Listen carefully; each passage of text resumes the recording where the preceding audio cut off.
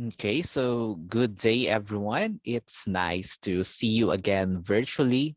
And today we are to talk about man's cultural and social background. And when we talk about this one, of course, we would be talking about the culture and, of course, the moral behaviors of individuals, as well as how culture would eventually affect the moral behavior of the individual. Okay, so in our society today, we have different activities which we are exposed to, which would eventually develop our beliefs, which would eventually develop our coping mechanisms. Okay, and lots of changes occur within. In fact, we develop different kinds of mechanisms for us to adapt, for us to evolve and cope up with the different challenges and the advances. For example, in the technological aspect, we have now computers, we have televisions, we have the internet, no? So lahat ng mga ito, these are aspects which would eventually shape our personal identity. Okay, so when we talk about personal identity, this is the concept that we develop, no, about ourselves, and this is what we carry for the rest of our lives, no? So ito yung personal identity na tinatawag natin. So saan papasok dito si culture? Okay, so culture is a way of life. Yan ang palaging sinasabi natin. Sinasabi ng mga teachers natin pag nagtatanong tayo, what is culture? 'Di ba? So culture is a way of life. So when we talk about culture, this actually refers to the outlook, attitude, values, goals, and practices we shared, or practices shared by a group of organization or by a group of people. Okay? So culture is actually complex. Okay, unang-una, we talk about the adaptation and integration of man towards his environment, and that is culture, di ba? And culture also create patterns of acceptable social behavior. If one culture would say that's wrong, o di hindi gagawin ng mga tao na kabilang sa community na yon, di ba? Aside from that, culture conveys meanings. This facilitates meanings. Okay?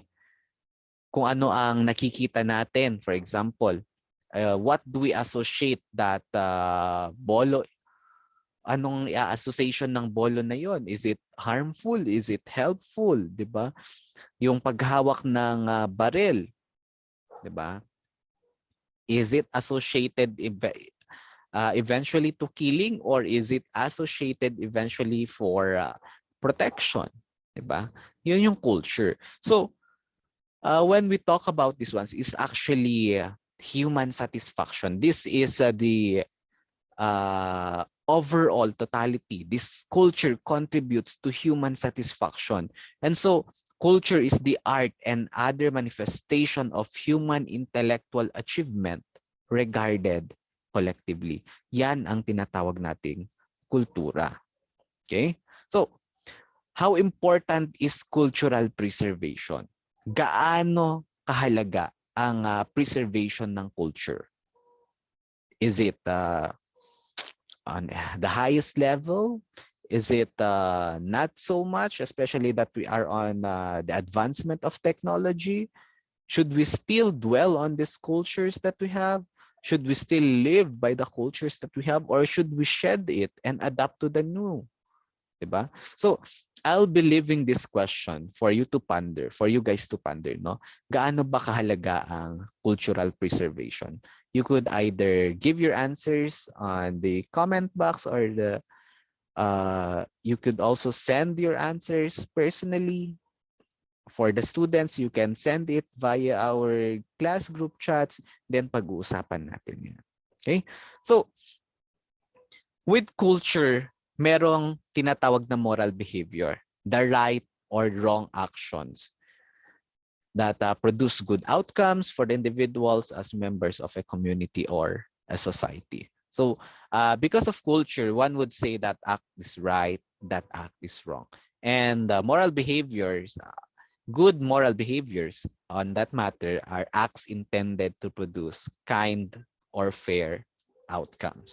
Okay, so moral behaviors are actually the actions. However, even if we would argue that sasabihin natin na uh, we are inherently good, no, we are inherently clean, 'di ba? We are inherently on the right track on moral behavior. However, there are some instances na medyo namamali or medyo naiiba ang ating pananaw sa buhay. And there are factors which are greatly affecting the moral behaviors of individuals, 'di ba? We have here, before that, of course, moral behaviors, these are seen. Nakikita natin to sa mga bata, 'di ba? So children demonstrate pro-social and moral behavior when they share. Pag nakikita natin sila na naglalaro, 'di ba? And we saw the sudden outbursts of laughters, their smiles. Ang gandang tignan, no? When they share toys, they help each other, they cooperate, and they're talking, they're just laughing. No, children, 'di ba? And we would just say na ang ganda ng upbringing nila kasi hindi sila nakikipag-away sa kanilang mga kalaro, hindi sila maramot, bagkus nagbibigayan sila ng mga toys, 'di ba? And they even demonstrate ability to care about each other, no? They sympathize pag pinagalitan nung magulang yung bata. Tapos aalis yung bata, makikipaglaro. Tapos sasabihin niya, oh, pinalo ako ni nanay, pinalo ako ni tatay. Tapos aakbayan nung mga ng mga kasama niya, 'di ba? Mga kalaro niya. So, makikita natin doon, we would say na they are morally upright, no? The upbringing is good. The environment kung saan uh, pinalaki yung bata ay maayos, 'di ba? So, we have here the factors that influence a person's moral behavior. Okay? So, ano-ano kaya ang mga ito? What are these? First of course, we have here the family. The family provides us with our basic needs to survive and develop as a significant member of the society. Before we are exposed to anybody else, we are first exposed to our family.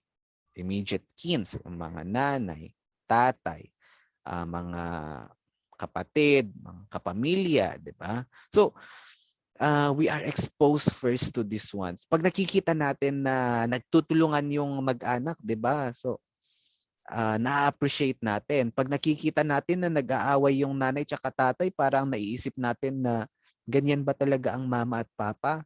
Di ba? So, kung ano ang practice or if the practice of each family is good, then it would transcend to the child. The upbringing of the child would also be good. So makikita natin dyan sa picture, one of the best aspect of the human family, no, is yung tinatawag natin na having a close-knit family. Diba? Unless of course, sa problema ng Pilipino ngayon, ang nagpapaaway sa mga magkakamag-anak ay titulo ng lupa. Diba? But on the bright side, makikita natin dyan, having a close-knit family relations would surround the child with good love, good attention. It would shower the child with those attributes. And so mafe-feel nung bata that he or she is scared. No? Napapangalagaan yung bata. And with that kind of affection na nararanasan ng bata, it would transcend also when he or she would grow up. Sasabihin niya, I would like a family na ganito, katulad na lamang ng family ko, which is a very, very good example, and the upbringing of mine is good, and so I would like to replicate it. Diba? And sa mga turo ng mga magulang, bawal makipag-away sa kalaro. Diba? Pinapagalitan pag nakikipag-away. wala naman sigurong magulang na magsasabi, sige, awayin mo lahat ng mga kalaro mo. Dapat ikaw lang ang may larong ganito, laruang ganito. Hindi pwedeng sila ang meron, ikaw lang dapat.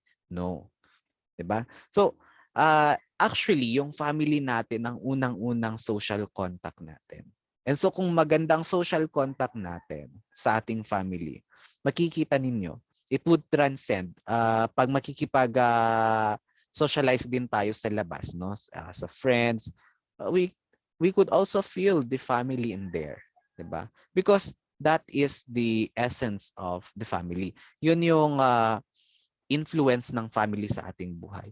And so pag nakikita natin na nag-aaway ang magulang natin, parang makikita natin that is bad, or paglaki natin parang ganun na din, 'di ba? So, ganun ang halaga ng family sa atin. It would greatly affect our upbringing because starting from the days that we are young, no, growing up, we are exposed to our family. Okay? And of course, after our family, the community, then the school, 'di ba? This may includes formal and non-formal education, 'di ba? That provides a child with his or her learning needs. Makikita nyo dyan sa picture, no? Children playing before eating, 'di ba? They are taught in the family na kailangang magdasal before kumain, 'di ba? Kailangang magpasalamat sa Diyos sa mga biyaya, 'di ba? So 'yun yung ginagawa nila. And it is also taught in school, no, especially sa atin sa mabababang paaralan. In the elementaries or even kinders and daycares, they are taught how to pray, 'di ba? And with school kasi kindergarten, elementary, or high school, then college, and all other forms of education, malaki ang impact nito sa pagkatao natin, on our behavior, on the moral behavior aspect in us. It has a great impact, diba? So, kung anong tinuturo ng mga guro, it would greatly affect. How the teacher would teach also, it would greatly affect. Pag palaging pinapahiyang estudyante, diba? Siyempre, deep within, masasaktan yung estudyante, magbabago at magbabago yan. The moral behavior would be affected. Magiging loner na yan, more or less. Diba? Even, especially now, online learning, diba? Pag hindi na i-convey ng teacher ng maayos yung lesson, iba yung naintindihan ng bata. Siyempre, ang naintindihan niya, yun yung gagawin niya. In the practice in real life, no, pag mali yung pagkaka-explain, sa malamang mali din yung outcome. Okay, so sa mga teachers, no, fellow educators, diba, it's also our mandate to teach our students, the pupils, the children, in a manner where they could learn as well as they would be disciplined. Okay. So, yun. Madidisiplina sila pero hindi yung maging harsh tayo, yung sisira. Parang, because sometimes the way we speak itself would destroy the confidence that we should be developing sa estudyante, 'di ba? Pag pinahiya natin. No ba yan, nakikiklase ka, wala kang internet connection, wag ka nang makiklase, mag-drop ka na lang. Paano kang hindi dito sa new normal? Okay? So, yung mga ganong instances na bumababa na yung self-esteem ng bata, it would affect the moral behavior of the child. Parang ang tingin na niya sa school ay isang reforming institution, a harsh reforming institution na pag hindi mo kaya, maida-down ka na, wala ka nang patutunguhan na iba. Ganun na ang magiging behavior niya towards the school. 'Di ba? And so pag binabanggit yung teachers, schooling, whatever, mga ganyang school na yan, wag na lang, ganyan din lang ang mga teachers. And so makikita mo yung effect nun sa bata. 'Di ba? And one more thing, no? Sa mga ibang teachers na kasama natin, no? other teachers would be so pressing na yung idea nila yun lang dapat, 'di ba? That should not be also.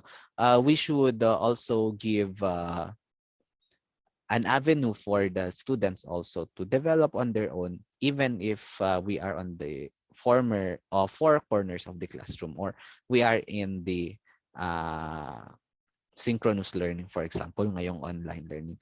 It's not that we are discouraging na papagalitan natin sila and then i-impose natin yung mga ano. Huwag nating i-impose yung mga ideologies sometimes, no? We impose the learning, no? We give them the learning. Let them realize. Okay?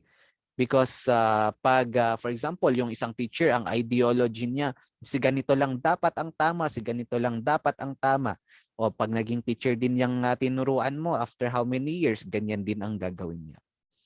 So, ang laki ng influence ng schooling sa bata.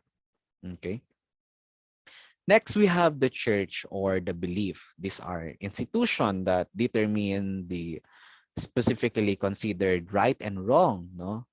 And it is composed of believers in the same faith. Kung mapapansin natin, no, if we are to talk about the goodness or badness, we always go back to the scriptures, the Bibles. Sa mga kapatid nating Muslim, we have the Quran, 'di ba? Mga pinagbabawal, mga hindi pinagbabawal. Yung mga bawal pagkain ng baboy, 'di ba? Pig meat sa ano pinagbabawal according to their religion. And so for us on the Christian side as well, merong mga things na pinagbabawal na gawin. And one unifying thing, no, among these beliefs is that yung bawal pumatay. Okay? You should not kill. Especially pag inosente talaga yan. Diba? You are not allowed to take anybody's life. Okay? And all other things na pinagbabawal. Pwedeng in this religion, bawal yung ganito, o hindi sila kumakain. For example, in one sect, no, bawal ang pagkain ng blood because it is considered to be life itself. And so ayaw nila. And on the other side of the coin naman, hindi naman nila pinagbabawal. So inuulam. Kaya may dinuguan. That is the church. And of course, isa sa mga pressing issue ngayon, yung mga napapanood natin sa mass media. When we talk about mass media, these are agencies, no, that are purposive of entertaining, informing, and educating through various channels like radio, magazines, or printed materials, televisions, diba? We have social media also. Kung minsan, ang mga napapanood natin, lalo na ng mga kabataan sa social media, sa mass media, yun din ang ginagawa nila, diba? The proliferation of pornographic materials itself, diba? Some would argue na lalaki yan, mananood yan ng ganito, ganyan. But exposing young children as young as like 7 years old, 8 years old until like 12 years old in pornographic materials is a no-no, diba? They're exposing these people too young, no? As well as yung mga pinapanood nila, ginagaya nila, 'di ba? Mga bugbugan, mga kabitan kung minsan, 'di ba? Mga unrealistic things, no? And then ito, one of the pressing concerns right now because kadalasan ang pinapanood natin na mga teleserye, mga puro kabit-kabit, 'di ba? Kung hindi naman violence, puro kabit naman. Though some would argue also, sasabihin nila na kaya pinapanood yung mga ganyang movies para makita nila yung side effects ng mga ganong actions. And we appreciate that. Okay? But one thing is very much crucial, the time span. Okay? The time span. So for example, in a teleserye considered good for 6 months, on the first month, ang focus nito is yung magandang pamilya, gaano kasaya yung pamilya. And that's good, di ba? Pinapakita natin yung essence of family in there. However, on the second, third, fourth, and fifth month, 4 months yun na, it will revolve now to pangangabit, yung mga violence, yung pagtratraidor, di ba? Yan ang mapipick up ng bata. And on the 6th month, tsaka lang yung reconciliation. So kung mapapansin natin, the focus is actually on the action and not on the lesson. Okay? You may argue with me on these things, but mapapansin natin, 4 months na yung mga batang nanonood, ma-expose sa kabitan and everything, tsaka na lang babawiin on the 6th month na hindi masyadong na-elaborate yung uh, reconciliation, the good side, 'di ba? Kasi mas tumatatak na sa kanila kasi 4 months yung span ng panonood nila ng ganon. Even in violence as well, yung mga gantihan and everything. Those things ang tatatak sa kanila, hindi yung ending. Kasi ang ending pang 1 week lang 'yan. Pero yung the revolving story in there, ilang weeks, ilang months 'yan. Okay? So, 'yun. Aside from that one, no, meron din tayo sa social media, proliferation of fake news. 'Di ba? Pag may fake news, parang pinapaniwalaan natin sa YouTube, pinapaniwalaan natin. Hindi na natin nalalaman kung tama ba 'yon or mali. Kasi nakita natin porke kilala yung nag-post, o di maniniwala na tayo. And with that, i-chismis natin. Moral behavior in there. We are spreading news that are not true. Mga marites, naging chismoso, chismosa, 'di ba? Di naman tayo chess players para maging chismosa tsaka chismoso tayo, 'di ba? So, 'yun yung epekto. Even sa online games, 'di ba? Sabi natin nakakawala siya ng stress. Yes, it could be. It could help also. Pero imagine innocent children who would just say words like putang ina, fuck you, gago. 'Di ba mga ganyan na mga words? Tapos maririnig nila 'yan sa mga computer shops o sa mga kasamahan nila na naglalaro ng ganon unconsciously or under innocent backgrounds, yung mga batang ito, they would just say it. Hindi nila alam yung meaning but they would just say it. 'Di ba? And with that, it could become a culture na parang okay lang na magsabihan ng putang ina, gago, fuck you, 'di ba? So those things, these are effects of mass media which in turn could shape the moral behavior of the individual. And so yung culture natin na bawal magmura, bawal ganito, bawal ganyan, wala na. Because we are already exposed. 'Di ba? Ganon din sa family. Ganon din sa school. Sa church. Sa mass media, lahat 'yan. If we are exposed into these kinds of things, kahit nasabi sa ating pamilya na, bawal yan. But you are exposed to friends who are doing that and your friends are okay with it. And so you develop belief na okay lang yan, kayo-kayo rin lang yan. Alam nyong mali, ginagawa nyo eh. Pero ginagawa nyo. 'Di ba? So yun yung effect. That is why even if we have the culture that would say it's right or that's wrong, we have different factors which could eventually influence this culture, and so that either we deviate from it or we would go through it. That is why the question earlier is, how important is cultural preservation in terms of moral behavior? Diba? So yun yung tanong na kailangan nating pag-isipan. Okay? With that, that ends our discussion and culture and moral behavior. If you have other queries for my students, you can just send it through the class group chat. Okay? And with that, thank you so much for listening. Later on, we'll be talking about the norms, cultural norms, and cultural background. So as that, mas maintindihan pa natin ang cultural and moral behavior, the relationship among these two. With that, thank you very much for listening. I hope meron kayong natutunan ngayon.